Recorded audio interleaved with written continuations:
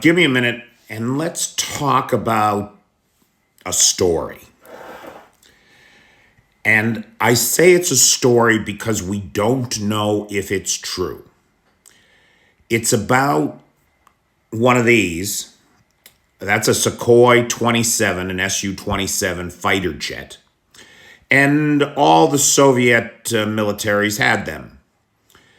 The Ukrainians have them. The Russians have them. And today there is a story that is going all over Russia like crazy, but there's no evidence to support that story.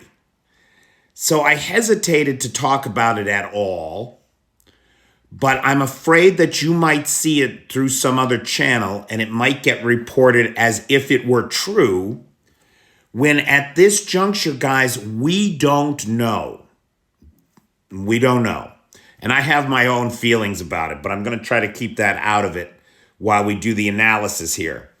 So, what's the story? The story is that a Ukrainian fighter pilot defected to Russia with an Su-27 over the weekend. That's the story. And the Russian media, of course, is cheering. It's a feel-good story for the Russians.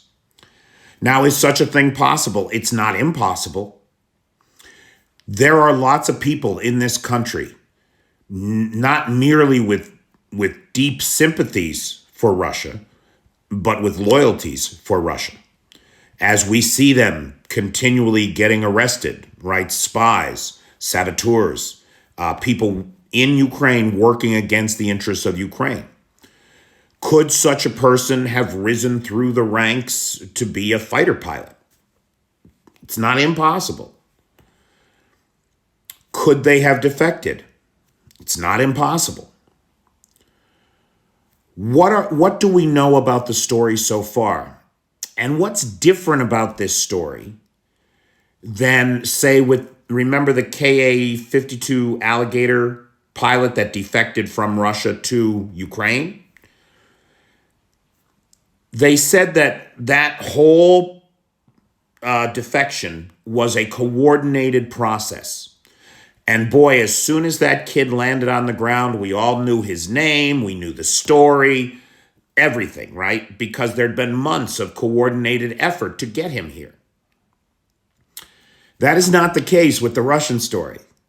We don't know the guy's name. They haven't even released that. The in-depth interview that was scheduled for him to detail his perilous journey has been placed on hold for security reasons.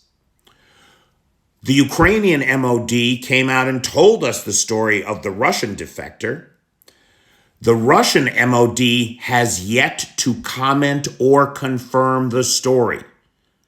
Now, right there, given that Peskov just 2 days ago said that the only people that should comment on military actions are the military, they are remarkably silent on this subject.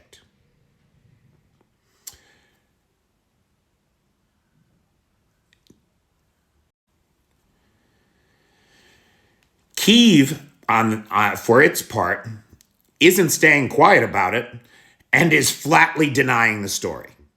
In fact, one of the press representatives of the Ukrainian military called the story something like taking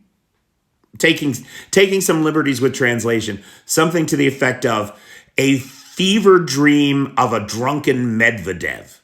That's essentially the sensibility of the Ukrainian military intelligence to this story. A fever dream of a drunken Medvedev. And that's, my money is on that. My money is on this is a whole cloth fabrication of the Russians. Now, why do I say that? Not just for the reasons cited, but because when you watch the Russian press about this story, here's the conclusion they are drawing.